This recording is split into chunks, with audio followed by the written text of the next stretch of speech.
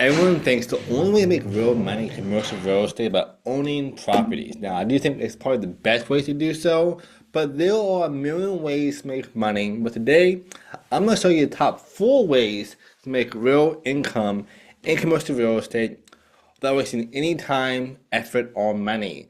And my team's done $1.6 billion transactions over the past few years. I've seen every option under the sun. And I'm going to help you understand what 4 paths you can pick, what's best for you, and what are your next best steps to get started in commercial real estate. If I would start over, that's what I would do. Number 1 is going to be the obvious one of the choice is investing in real estate. Ownership. Now, when it comes to investing in real estate, though, I have a whole video about this, but for a quick claimers here, there are 2 main ways. You have active and you have passive. Now, when I say active, I'm not talking about wholesaling or being a broker, which is a way later on. What I'm talking about is you're looking at transactions that are Class C, Class D sometimes, or Class B that are high cap rates. Think 7, 8, 9, 10 plus. These deals are normally under stress. It's not managed correctly, there's deferred maintenance, list goes on. These transactions for active is your job now as an investor to go in there and either improve the OPEX or the CAPEX. OPEX just means operational, and CAPEX means the property itself. When you invest in real estate, this here is an equity play. The goal of doing active real estate is to make money as quickly as possible and not just rely on cash flow. Cash flow is amazing, but it's kind of slow. And if you're a younger person watching this, you probably want to be more aggressive on the active side of things, especially if your full-time job or goal of having a job is this real estate. This is probably your best bet. Number 2, though, for investing is your passive income. This is going to be cash flow. This is buying for cash flow. This could be triple net buildings. It can be low cap rates. Think 3, 4, 5%. Class A properties, good Class B properties. Those are your passive income. You just have a manager in place. You have triple net in place. You just collect mailbox money every single month. That is the goal of passive investor. Now for this one, think cash flow. The main goal of investing in this strategy is going to be just passive cash flow. Now, when it comes to investing, though, you might be thinking to yourself, well, I would love to invest in commercial real estate, but I don't have millions of dollars to do so. Lucky for you, you can buy a house, you can buy a property for the same amount of money you buy a house for. Like, let that really sink in. I did a deal, it was super small, $600,000, but he'll cap for like 20, 30K a year before he stabilizes it. That is like 30 times more money he'd make per year than he would on a property, single family. So same amount of money for both deals, you can start small, and then from there, you can have massive cash flow. And for him, he bought a high cap rate, so he's going to be doing equity and cash flow at the same exact time. So there are ways you can really do both of them in the same transaction and find a happy medium. But this is the number 1 way that most people talk about doing income activities in commercial real estate. Now, number 2, which I think is a super fun way to invest in commercial real estate that most people would never even talk about. And this is fees. /services. Fees and services. When it comes to fees and services, think things like PM, property management. Property management is a huge cash cow. I know a lot of syndicators that they do syndications for multifamily or for commercial assets, and they say they make so much more money from the property management side of things than they do from actually the deal. Like, let that really sink in. Like, they're acting as a service. And you can charge, 7, 8, 10, 12% or more to manage someone's property. That means they make $100K a year of cash flow. You can charge them 10%. Like that is what can really happen. Now, some people can do a standard fee. Like, hey, every single month I charge this month. Or hey, let's be invested together. I'm gonna charge you 10%. This is how you can do that strategy. Another one. This can be bird dogs or wholesaling. Bird dog and wholesaling. This is what it sounds like. You find a deal that is on or off market, way below market value, and you'll send somebody else saying, hey, if I give you this deal, will you give me $1,000, $5,000, $10,000, 1% of the transaction? This is a big fee that you can really add into your whole expenses. Like this is an easy way with honestly no really big experience level to get into this. You also have deal underwriter. If you're really good at math and you understand business, deal underwriting, you can charge people per deal, per hour, and become part of an employee of a company while you learn the ropes. This is a really easy way to get into real estate. Obviously, you need some skill. A lot of times your employer will probably train and teach you their way to do underwriting, make it easy for them and for you. Another one is capital raising. Capital raising. This is a great way. If you raise capital for a transaction, you need to own some of the deal. Like, hey, I brought the money, you found the deal, let's work together, and that becomes a capital stack. So it kind of depends on how you want to structure this one, but I know people, like my business partner, he's raised over $1 billion personally and deployed $1 billion, and that's like his superpower. So he has easy ways for us to help our investors and do bigger deals and so forth, thanks to that superpower. So raising capital is another fee and service you can do. And of course, you have other fees and services like marketing. You need marketing for investors.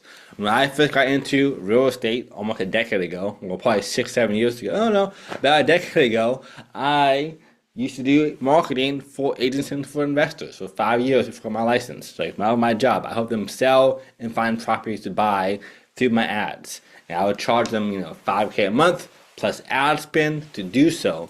This was an easy way for me to get into real estate without having a license, or having a whole lot of skill or money in that point in time actually to invest myself. So this one here is really, really powerful. And then let's do number 3. Make sure there's no glare for you.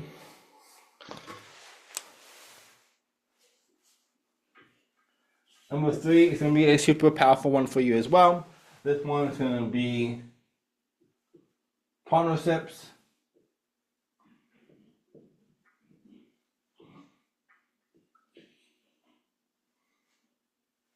Syndications. Excuse my kitchen scratch. This is how you do this one. Partnerships is this going to be all broken down in terms of how you want it to come together. So you have LPs, you have GP, and you have investors.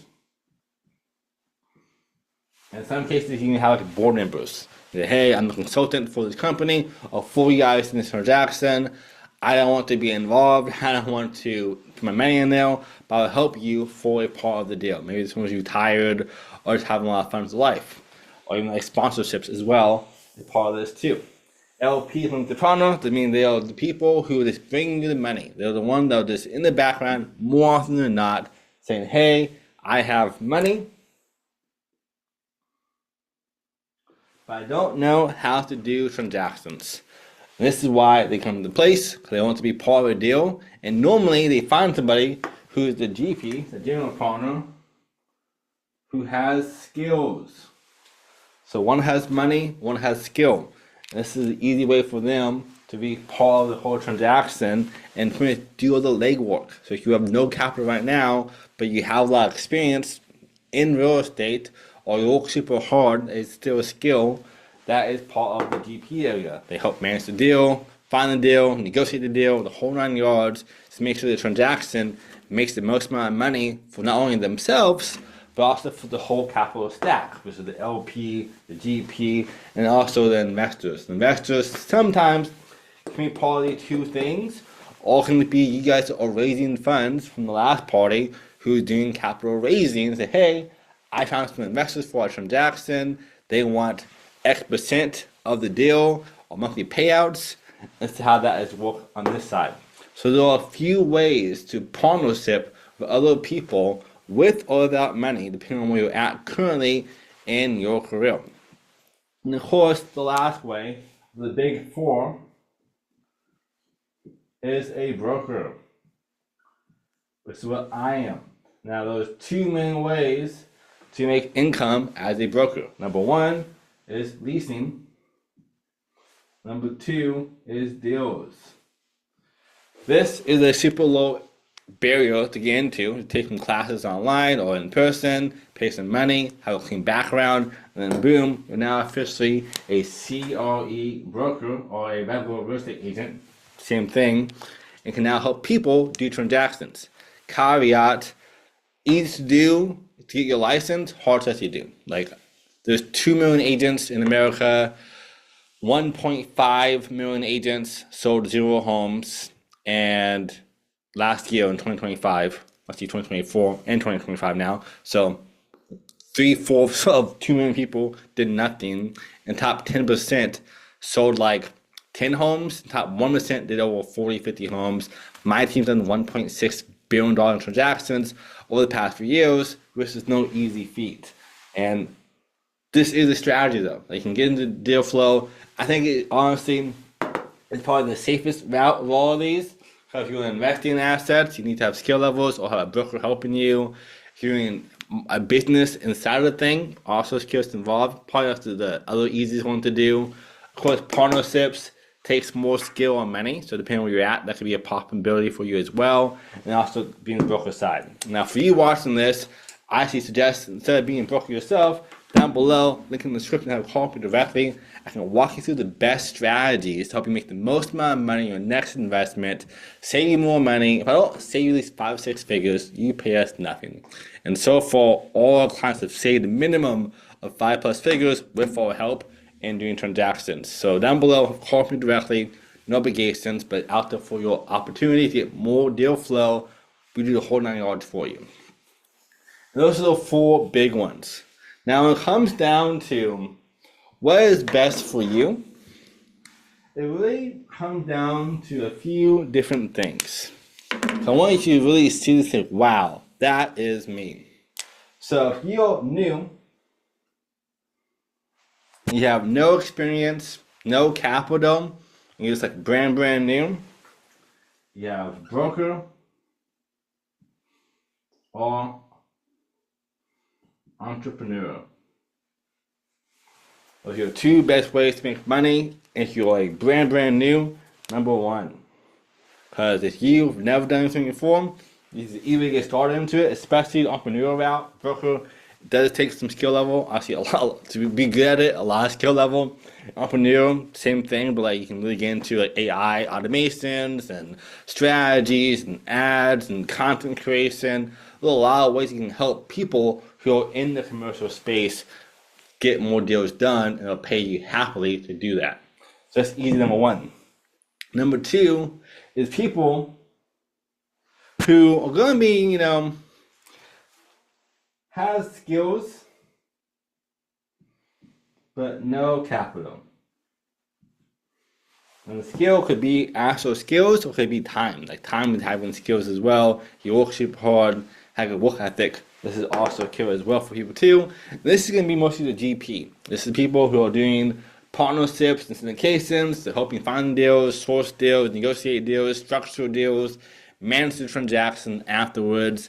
These are people for number 2 who I have no capital, but I work super hard, I learn really fast. Let me be the GP of a transaction. Next one, number 3, is has money but no skill or time. Because it's not always the case they don't have skills. A lot of times they have skills because that's why they have capital, but they have no time. So for them, having somebody to help them helps them a lot more. And these people here are normally going to be the partnership side of things. The LP is going to be the biggest one for them, or it's going to be the investors. It's going to be people who have a lot of money, just want cash flow. If they have like a lot of money but no skills and no time, you probably don't do active plays. You don't want to do high value add properties. You want to do deals that honestly you just buy it and then it takes care of itself. And you make money every single month from cash flow, from taxes, and from appreciation.